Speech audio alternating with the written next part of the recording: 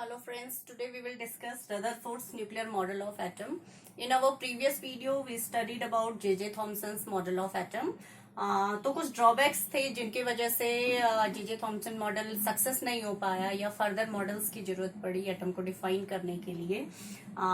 लेकिन कुछ बहुत ऐसे पॉइंट्स भी थे जिन्होंने हेल्प की फर्दर आगे एटम के रिगार्डिंग जो भी कॉन्सेप्ट्स आए उनको समझने में.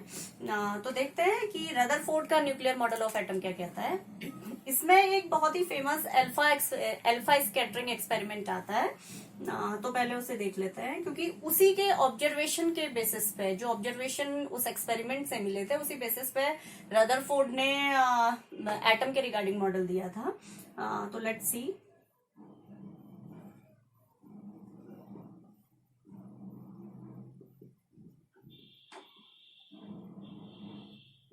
Radioactive source.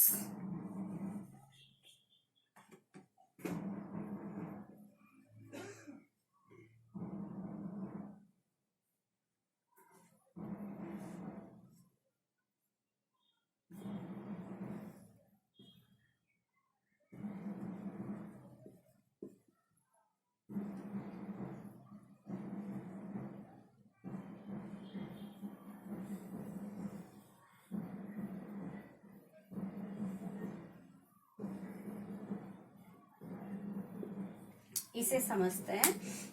What he did, ये आपका अल्फा स्कैटरिंग एक्सपेरिमेंट है.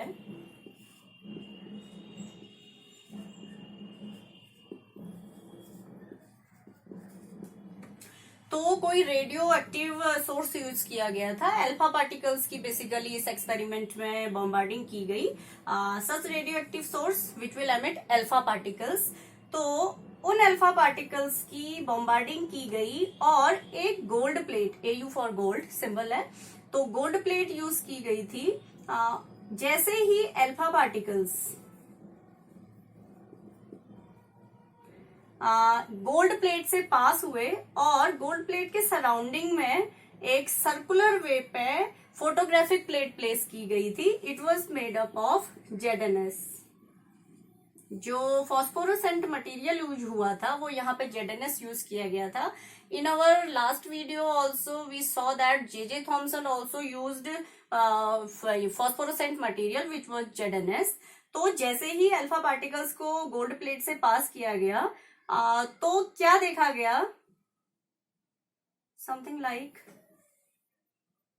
This was observe.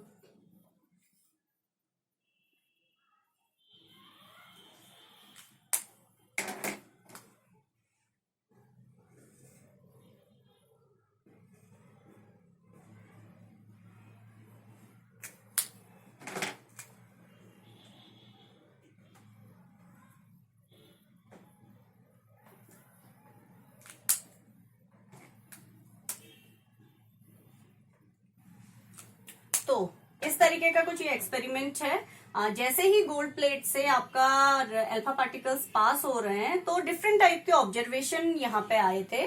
उसमें से जो फर्स्ट ऑब्जर्वेशन था वो ये था कि मैक्सिमम जो भी अल्फा पार्टिकल्स हैं वो without any deflection gold plate से पास हो जा रहे थे, विदाउट एनी डिफ्लेक्शन. और फोटोग्राफिक प्लेट पे जैसे लास्ट टाइम भी हमने पढ़ा था कि अगर आप फॉस्फोरोसेंट मटेरियल यूज करते हैं तो आपको ब्राइट स्पॉट्स डेवलप हुए मिलेंगे.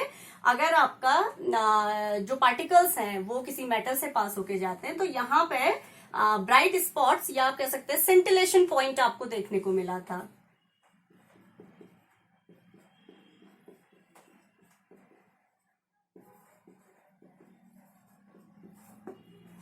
तो पहला ऑब्जर्वेशन यही था कि maximum alpha particles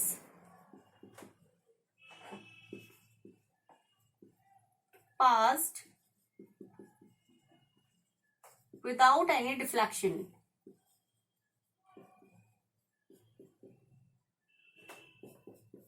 And second observation was, ये जो आपको ग्रीन लाइन दिख रही है, सेकेंड ऑब्जर्वेशन ये था कि जैसे ही अल्फा पार्टिकल्स गोल्ड प्लेट पे स्ट्राइक कर रही हैं, they are deflecting with small angles. Small angles के साथ वो डिफ्लेक्ट कर रही हैं some of the alpha particles.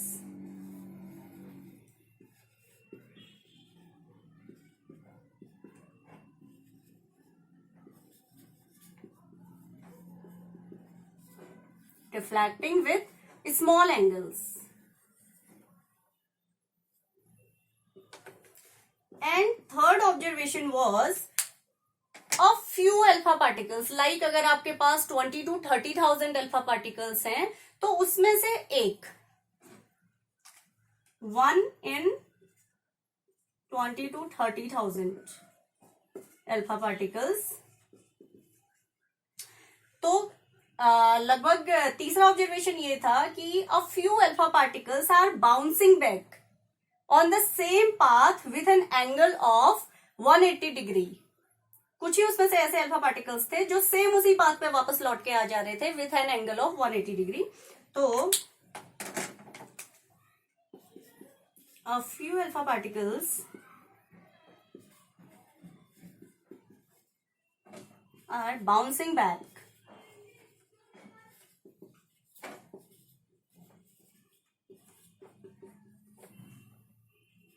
with an angle of 180 degree. So this was the alpha scattering experiment of Rutherford और ये उसके observations थे. Now on the basis of these observations some conclusions were derived, and what were these conclusions? We will discuss it here. यहाँ पे कोशिश करते हैं.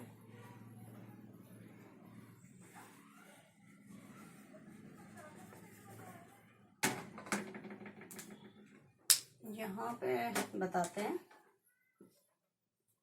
अब देखिए, तो ये जो भी आपका ऑब्जर्वेशंस थे उस बेसिस पे रदरफोर्ड ने कुछ कंक्लूजन्स निकाले.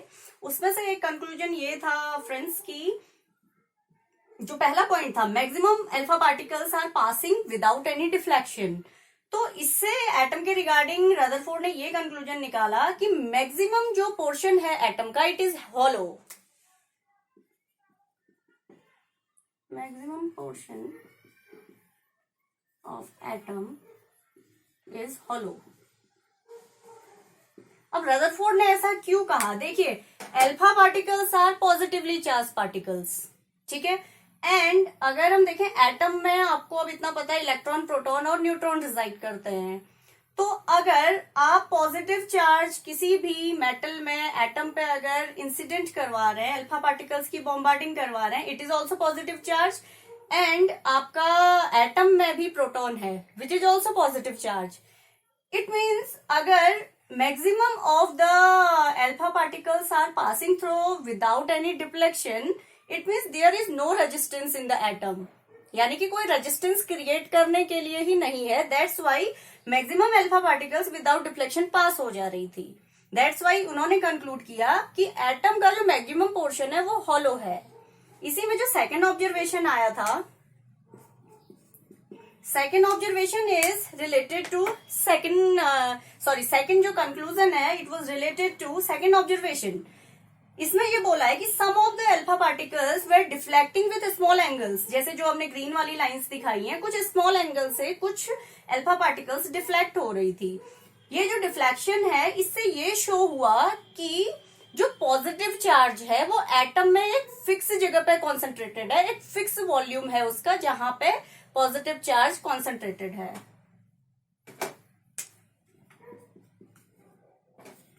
Positive charge, or you can use proton.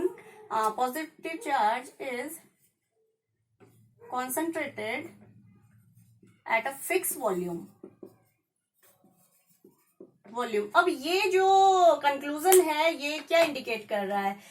देखिए, कुछ जो अल्फा पार्टिकल्स हैं वो डिफ्लेक्ट हो रही हैं स्मॉल एंगल से. It means in alpha particles के लिए थोड़ा बहुत रेजिस्टेंस क्रिएट हुआ है. रेजिस्टेंस मीन्स मैं क्या कहना चाह रही हूँ, repulsion. Alpha particles are also positively charge और जो प्रोटॉन है एटम में that is also positively charge. पहला जो पॉइंट था उससे ये कंक्लूड हुआ कि हॉलो है, लेकिन एटम में प्रोटॉन होता तो है. तो सेकंड जो ऑब्जर्वेशन आया, सेकंड जो कंक्लूजन आया, इट वाज कि जो पॉजिटिव चार्ज है वो एक फिक्स वॉल्यूम में कॉन्सेंट्रेटेड है, जिसकी वजह से जैसे ही अल्फा पार्टिकल्स उस पर्टिकुलर स्मॉल और फिक्स वॉल्यूम को हिट कर रही हैं, due to repulsion they are deflecting with a small angle.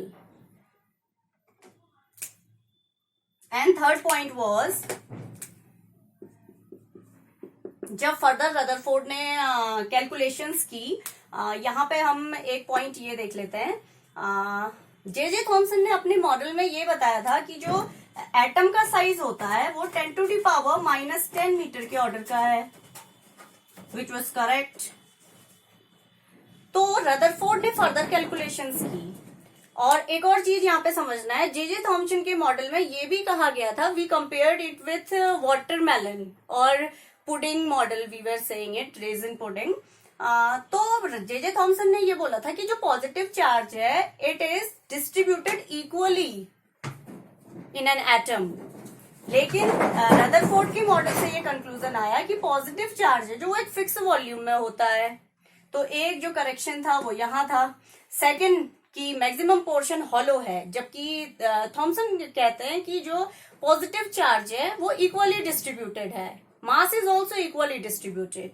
तो ये पॉजिटिव चार्ज जहां पे कॉन्सेंट्रेटेड रहता है, ये जो फिक्स वॉल्यूम है जहां पे मास डिसाइड करता है एटम का, दैट वाज कॉल्ड न्यूक्लियस।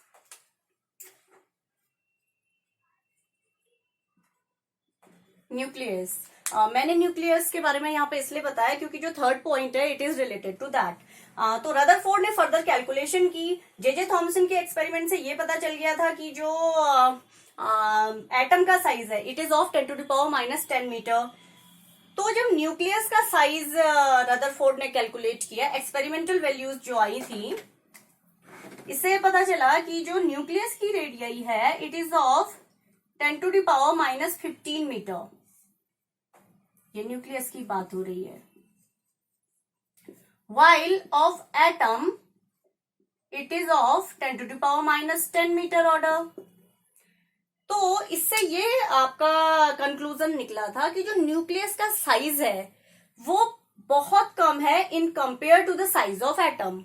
ये जो वैल्यूज है, there is a vast difference between 10⁻⁻15 metre and 10⁻⁻10 metre. तो यहां से एक कंक्लूजन ये निकला था कि न्यूक्लियस का साइज एटम के साइज में बहुत ही छोटा है। तो तीसरा कंक्लूजन ये था। अब ये सारे ऑब्जर्वेशन थे जो अल्फा स्कैटरिंग एक्सपेरिमेंट से आपको ऑब्टेन हुए थे, और इन ऑब्जर्वेशन के बेसिस पे ये तीन आपका कंक्लूजन निकाले। अब इन ऑब्जर्वेशन एंड कंक्लूजन को लेते हुए रदरफोर्ड ने फर्दर अपना एटॉमिक मॉडल दिया था। Now what is that, we will discuss it now.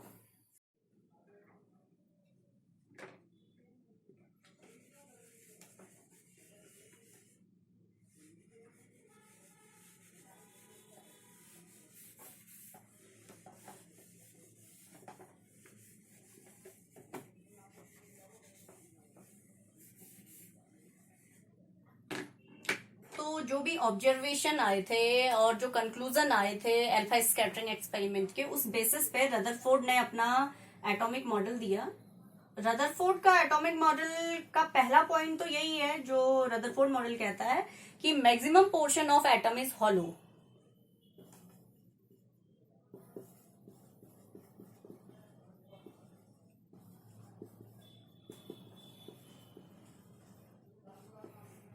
Second point was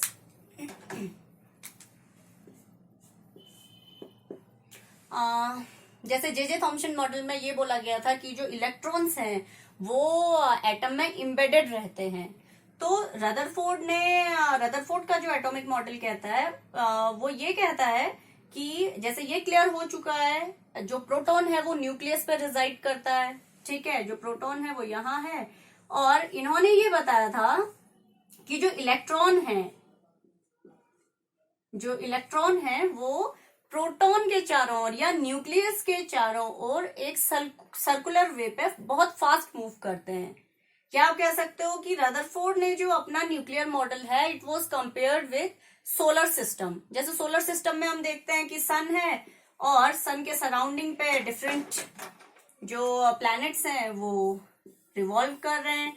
on the same way Rutherford told that electrons move around the nucleus in a circular path in a very fast speed.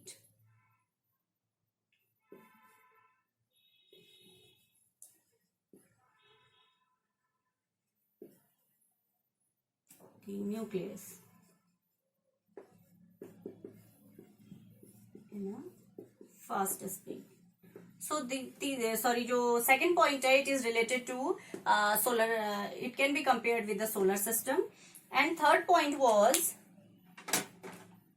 कि जो ये electron और जो proton है, it was regarding the stability. अब ये confirm हो गया है कि जो न्यूक्लियस है, इट कंसिस्ट प्रोटॉन, जो इलेक्ट्रॉन्स है वो सराउंडिंग पे मूव करते हैं. तो ये जो इलेक्ट्रॉन और प्रोटॉन है, they are bound together in an atom through electrostatic force. Electron and proton are bound together with electrostatic force. तो ये आपका रदरफोर्ड का एटॉमिक मॉडल है, जिसमें एटम के बारे में ये इंफॉर्मेशन मिली कि मैक्सिमम पोर्शन हॉलो रहता है, क्योंकि जो पॉजिटिव चार्ज है वो एक फिक्स कॉन्सेंट्रेटेड वॉल्यूम पे रिजाइड करता है. That was called nucleus bye Rutherford. और जो इलेक्ट्रॉन है, अब प्रोटॉन का क्लियर हो गया है, न्यूक्लियस में ही न्यूट्रॉन भी रिजाइड करते हैं. मास है जो एटम का, it is also concentrated on nucleus. और जो इलेक्ट्रॉन है, बात आई थी इलेक्ट्रॉन कहाँ है, इलेक्ट्रॉन आपका न्यूक्लियस के सराउंडिंग पे सर्कुलर पाथ पे रिवॉल्व करते हैं. और थर्ड पॉइंट वाज, जैसे आपको पता है न्यूट्रॉन तो consist no charge, electron is for negatively charge particles and proton is for positively charge particle. And these electron and proton, और you can say these opposite charges are bound together with the help of electrostatic force. ये तो आपका Rutherford model है. लेकिन further जब experiments हुए तो कुछ इसके भी ड्रॉबैक्स थे, जिस वजह से ये मॉडल भी फेल हुआ बाद में. ऑल्दो इसके कई ऐसे पॉइंट्स थे जो सही थे, मैक्सिमम इसकी जो कॉन्सेप्ट थे वो सही थे, लेकिन कुछ इसके ड्रॉबैक्स भी थे. So this is Rutherford's nuclear model of atom. ये पॉइंट्स हैं जो कंक्लूड हुए थे रदरफोर्ड के एटॉमिक मॉडल से. आई होप आप लोगों को कुछ समझ आया होगा. तो that's all for today. Thank you.